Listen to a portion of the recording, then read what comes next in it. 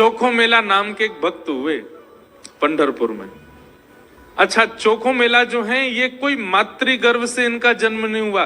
तो चोखो मेला जी जो थे, इनका जन्म कैसे हुआ? इनके माता पिता वे एक ब्राह्मण थे। तो विप्र कुल के दो दंपति दोनों नित्य एकादशी पर श्री पंडरीनाथ भगवान का दर्शन करने जाते थे। एक दिन की बात, पंडित जी के मन में आया कि हम श्री पंडरीनाथ भगवान का भोग लगाने के लिए कुछ आम ले चलें। तो आम लेकर के पंडित जी और उनकी घरवाली दोनों जब मंदिर जाने लगे, तो ठाकुर जी तो इतने प्रेमी हैं भक्तों के कि मंदिर तक आम लेकर के आए, तब तक ठाकुर जी से प्रतीक्षा नहीं हुई। भगवान एक ब्राह्मण का रूप धारण करके बाहर ही चले गए और बाहर जाकर के वो ब्राह्मण दंपति से कहने लगे, हमको बहुत जोर की भूख लगी है, हम बहुत दिन से भूखे हैं, आपके पास बहुत सारे आम हैं, इसमें से 2-3 हमको दे दो। तो विप्र दंपति ने सोचा, कोई बात नहीं, 2-3 आम इनको दे देते हैं, बाकी 2 धाके फिर पंडरीनाथ जी का भोग लगा देंगे। लीजिए लीजिए भैया, आप लोग पाओ। अब जैसे ही ब्राह्मणी ने आम दिया, पंडरीनाथ भगवान जिस रूप में आए थे उस रूप में बढ़िया प्रेम से फल पाने लगे। लेकिन वो क्या करते, थोड़ी देर तो आम चूसते, पूरा आम नहीं पाते, थोड़ा सा उसमें छोड़ देते और फिर ब्राह्मणी की गोद में ही डाल देते। और महाराज आधे आधे आम चौंकें और चौंक करके उनकी गोद में डालते जाएं। बेचारे ब्राह्मण देवता दंपति एक दूसरे को देखने लगे, बोले कि ये क्या कर रहे हैं? बोले कोई बात नहीं।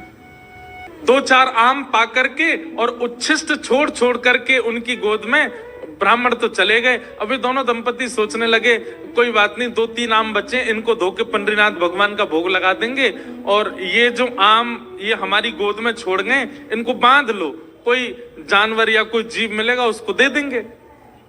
अभी इनमें आम बचे हैं, कोई जीव खा लेगा। जैसे ही दोनों आगे बढ़े तो ब्राह्मण तो थोड़े आगे चले गए, पत्नी धीरे धीरे पीछे आ रही थी। तभी उसको अचानक इतना भार लगने लगा, वो जो उसने झोली सी बनाई थी, जैसे उसने देखा मेरी झोली इतनी भारी हो गई, खोल करके देखा तो वहीं एक नन्हा सा बालक था। उसी का नाम पड़ा चोखो मेला। उनका नाम चोखो मेला इसलिए पड़ा क्योंकि भगवान ने आम चौंक करके और गोद में मेल दिया, इसीलिए नाम उनका चोखो मेला। अब इनके कोई माता पिता नहीं है, ये ठाकुर जी ने इनको भेजा है। अब चोखो मेला को देख करके, उस बालक को देख करके ब्राह्मणी ने मन में विचार किया, अगर मैं इस बालक को लेकर के गई तो सब लोग पूछेंगे ये कैसे जन्मा, मैं सबको क्या उत्तर दूंगी? मेरी बात कोई नहीं मानेगा कि झोली में अपने आप आ गया। और इस भय से कि संसार के लोग क्या कहेंगे, उन्होंने उस बालक को एक सुरक्षित सा वृक्ष था उसके नीचे छोड़ दिया, उसको स्वीकार नहीं किया। तभी कुछ चर्मकार वहां से निकल रहे थे, उनमें से एक की दृष्टि पड़ी और उस रोते हुए बालक को देख करके उन्होंने उसको स्वीकार किया और भगवत प्रसाद मान करके एक चर्मकार परिवार ने चोखो मेला जी का पालन पोषण किया। धीरे धीरे वो बड़े हुए। अब क्योंकि उनके माता पिता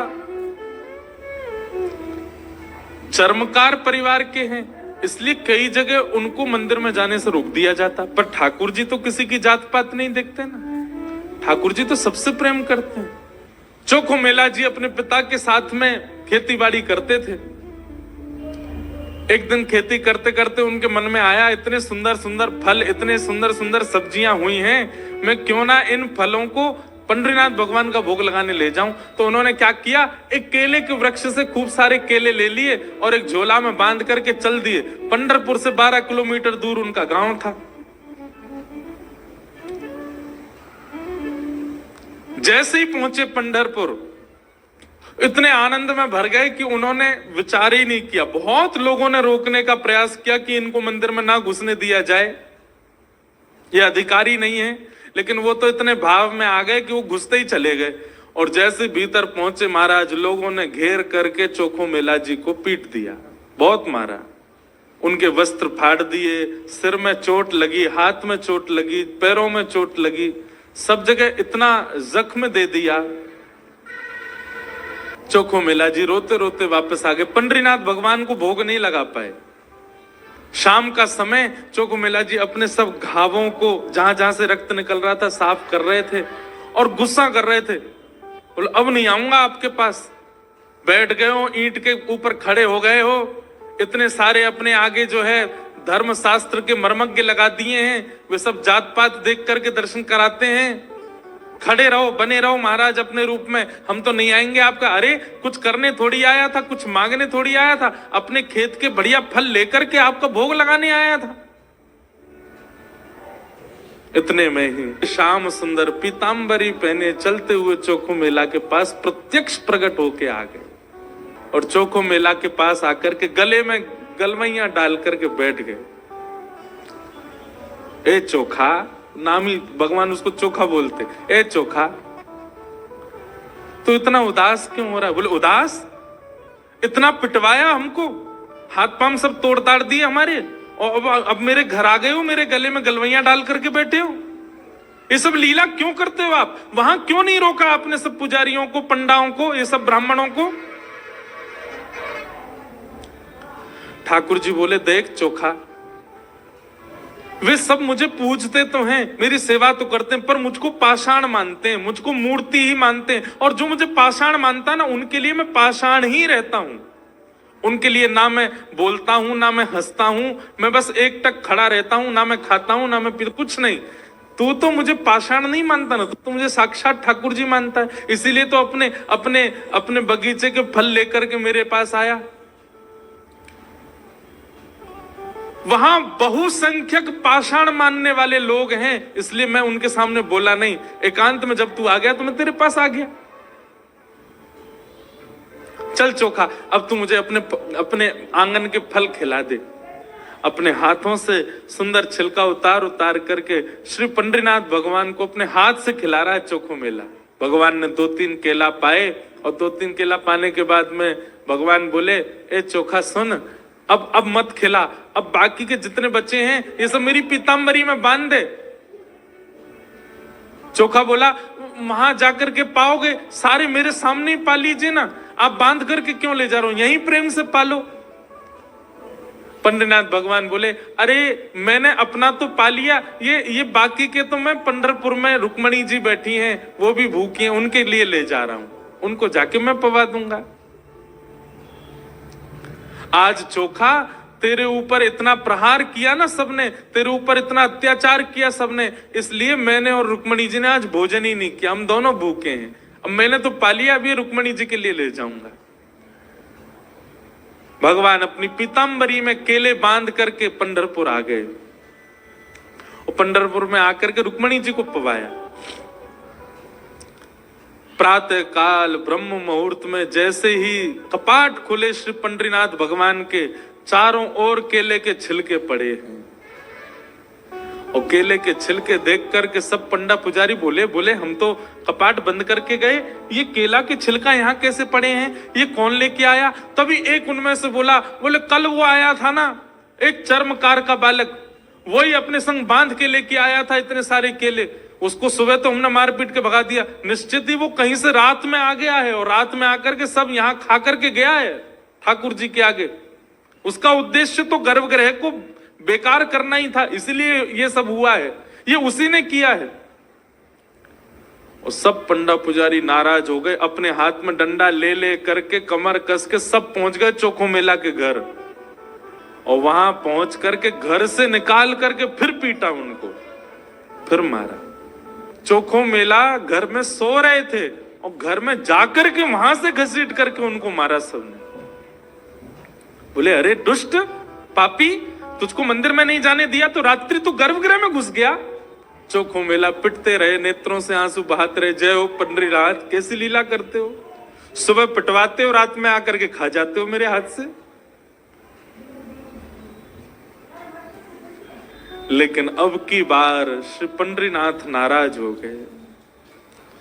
पंडा पुजारी सब अपना काम करके चोखो मेला के साथ थोड़ी हाथापाई करके सब जैसे ही वापस आए, पंढरपुर में श्री पंडरीनाथ भगवान के मंदिर के मुख्य द्वार सारे अपने आप बंद हो गए और भीतर से ठाकुर जी ने ताला लगा लिया, लॉक कर लिया, बंद हो गए ठाकुर जी मंदिर के अंदर। सबने अथक प्रयास कर लिया लेकिन एक भी द्वार नहीं खुल पाया। पूरा दिन व्यतीत हो गया, बड़े बड़े कारीगर आ गए लेकिन दरवाजा तोड़ भी नहीं पाए, खोल भी नहीं पाए। तब अंत में सबको लगा हमने कोई अपराध किया है। चारों ओर पंडा पुजारी और बड़े बड़े वेदज्ञ, बड़े बड़े मनीषी सब बैठ गए, हाथ जोड़ करके पंडरीनाथ भगवान की स्तुति गाने लगे। बोले नाथ, हमसे कोई अपराध हुआ तो आप हमें बताएं, दंड दे दें, लेकिन इस प्रकार नाराज होके मत बैठो। तभी मंदिर के भीतर से भगवान ने रुग्ण स्वर में, रोते हुए स्वर में भगवान की आवाज आई। बोले अरे तुम बनते हो बहुत बड़े विद्वान, बहुत बड़े मनीषी, बहुत बड़े ज्ञानी, बहुत बड़े जात पात के नियोजन करता, मेरे भक्त का अपमान करते हो, मेरे भक्त को मारते हो, मेरे भक्त के साथ दुराचार करते हो। नहीं देना मुझे किसी को दर्शन, और अब जब तक पृथ्वी है तब तक यह मंदिर बंद ही रहेगा, मैं भीतर ही रहूंगा। जो मेरे परम वैष्णव भक्त होंगे उनके लिए द्वार खुलेंगे, वो अंदर आएंगे, बाकी सब बाहर खड़े रहो। वैष्णवों ने प्रणाम करके कहा नाथ ऐसे नाराज मत होइए, आप बताइए हमसे क्या अपराध हो गया है, उसका प्रायश्चित कैसे होगा, कृपा करके बताओ। भगवान बोले मेरे चोखो मेला को जिस प्रकार तुम लोगों ने सबने जुट बना करके जाकर के उसको मारा है, अब तुम सभी वेदज्ञ, तुम सभी ब्राह्मण, तुम सभी श्रेष्ठ जन पालकी सजा के लेके जाओ और चोखो मेला को बिठा करके नाचते गाते उत्सव जैसे एक मेरी पालकी सवारी निकालते हो, ऐसे चोखो मेला की सवारी पूरे नगर में घुमाते हुए मेरे सामने लेकर के आओ, तब मेरे द्वार खुलेंगे, तब मैं तुमको क्षमा करूंगा, नहीं तो नहीं करूंगा। भगवान की आज्ञा मान करके गए और चोखो मेला जी को जाके प्रणाम किया। एक दिव्य सिंहासन से युक्त पालकी में चोखो मेला जी को विराजमान करके नाचते गाते हुए, आनंद करते हुए, उत्सव जैसे ठाकुर जी का उत्सव मनता उससे भी अधिक उत्सव मनाते हुए चोखो मेला को लेकर के आए। और जैसे ही पंडरीनाथ भगवान के सामने पालकी पहुंची, अपने आप मंदिर के सारे द्वार खुल गए और मानो आज लग रहा था कि भक्त भगवान का नहीं, भगवान भक्त का दर्शन कर रहे हैं।